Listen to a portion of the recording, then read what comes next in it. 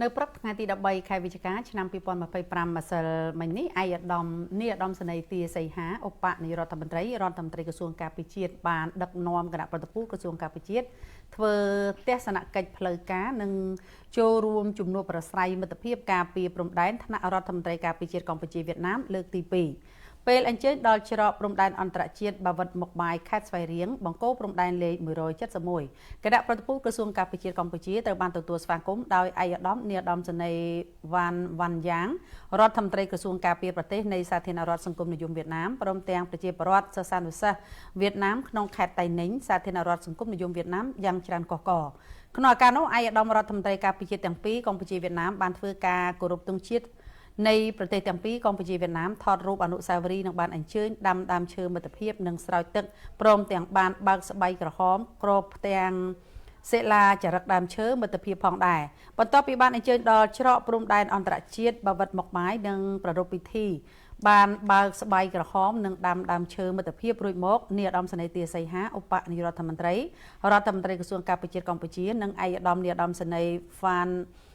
វ៉ាន់យ៉ាងរដ្ឋមន្ត្រីក្រសួងការពារប្រទេសនៃសាធារណរដ្ឋសង្គមនិយមវៀតណាមបានអញ្ជើញទៅទស្សនាការធ្វើលំហាត់សុខាភិបាលរួមគ្នារវាងកងទ័ពទាំងពីរកម្ពុជាវៀតណាមដែលបានប្រព្រឹត្តទៅនៅមជ្ឈមណ្ឌលកីឡាខេត្តតៃninhក្នុងឱកាសនោះរដ្ឋមន្ត្រីការពារជាតិទាំងពីរកម្ពុជាវៀតណាមបានទស្សនាសកម្មភាពវឹកវើជួយសង្គ្រោះអ្នករងគ្រោះពីការរលំ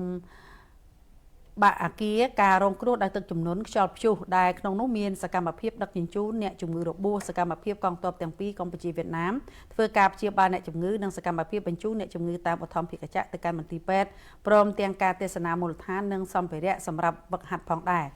សូមបញ្ជាក់ថានៅក្នុងកម្មវិធីជំនួបប្រស្រ័យមិត្តភាពការពារព្រំដែនថ្នាក់រដ្ឋមន្ត្រីការពារជាតិកម្ពុជាវៀតណាមលើកទី2នេះក្រុមគ្រូពេទ្យស្ម័គ្រចិត្តកងទ័ពទាំងពីរកម្ពុជាវៀតណាមបានសហការគ្នាព្យាបាលជំងឺជូនប្រជាពលរដ្ឋជាង 1000 នាក់នៅស្រុកស្វាយទៀបខេត្តស្វាយរៀងដោយឥតគិតថ្លៃបន្ទាប់ពីបានអញ្ជើញទៅទស្សនាការធ្វើលំហាត់សុខាភិបាលរួមគ្នារវាងកងទ័ពទាំងពីរកម្ពុជាវៀតណាមរួចមកឯកឧត្តមនាយឧត្តមសេនីយ៍ទាសីហាឧបនាយករដ្ឋមន្ត្រី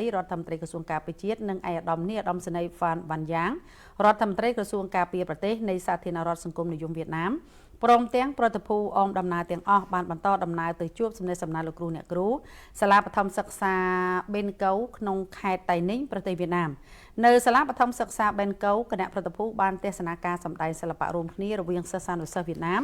និងសិស្សានុសិស្សកម្ពុជាព្រមទាំងបានកាត់ខ្សែបូសម្ពោធអគារស្នាក់នៅក្នុងសាលាបឋមសិក្សាបេនកូ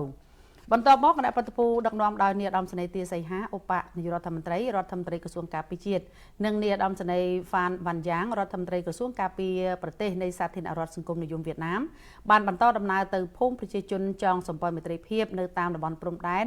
រវាងភូមិអូតាម៉ូស្រុកស្វាយទៀបខេត្តស្វាយរៀងនិងភូមិឡុងគឿងខេត្តតៃninhវៀតណាមដែលនៅទីនោះមានការសម្ដែងសិល្បៈរបស់ប្រជាជនប្រទេសទាំងពីរជូនប្រតិភូទេសនាហើយនៅថ្ងៃទី13ខែវិច្ឆិកាដដែលនេះដែរគណៈប្រតិភូដឹកនាំដោយនាយឧត្តមសេនីយ៍ទាសីហាឧបនាយករដ្ឋមន្ត្រីក្រសួងការពារជាតិនិងនាយឧត្តមសេនីយ៍វ៉ាន់យ៉ាងរដ្ឋមន្ត្រីក្រសួងការពារប្រទេសនៃសាធារណរដ្ឋសង្គមនិយមវៀតណាមបានបន្តដំណើរចូលរួមជំនួបប្រស្រ័យមិត្តភាព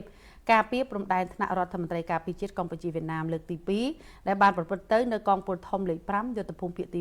7កងទ័ពប្រជាជនវៀតណាមស្ថិតនៅខេត្តតៃninhសាធារណរដ្ឋសង្គមនិយមវៀតណាមថ្លែងក្នុងជំនួបប្រស្រ័យមិត្តភាពការពារព្រំដែននាយឧត្តមសេនីយ៍វ៉ាន់យ៉ាងបានចាត់ទុកសកម្មភាពជំនួបលើកនេះជាការលើកកម្ពស់ចំណងសាមគ្គីភាពមិត្តភាពរវាងប្រទេសទាំងពីរកងទ័ពទាំងពីរកម្ពុជាវៀតណាមនិងការចូលរួមកសាងសន្តិភាពនិងមិត្តភាពក្នុងតំបន់និងពិភពលោកឯកឧត្តមបានវាយតម្លៃខ្ពស់ចំពោះកិច្ចសហប្រតិបត្តិការរវាងកងទ័ពទាំងពីរជាពិសេសកិច្ចសហប្រតិបត្តិការការពារព្រំដែនកងទ័ពទាំងពីរបានអនុវត្តបានយ៉ាងល្អប្រសើរបង្កលក្ខណៈបានល្អដល់ប្រជាជនប្រទេសទាំងពីរក្នុងការប្រកបមុខរបររកស៊ីចិញ្ចឹមជីវិតថ្លែងក្នុងជំនួបប្រស្រ័យទំនាក់ទំនងការពារព្រំដែនជាតិកម្ពុជាវៀតណាមលើកទី2នេះឱកាសនោះនាយឧត្តមសេនីយ៍ទាសីហាក៏បានចាត់ទុកជំនួបប្រស្រ័យមិត្តភាពការពារព្រំដែនថ្នាក់គឺជាឱកាសសម្រាប់យើងទាំងអស់គ្នាពិនិត្យឡើងវិញនូវវឌ្ឍនភាពនៃការអនុវត្តវិធីសាស្ត្រកិច្ចសហប្រតិបត្តិការឆ្នាំ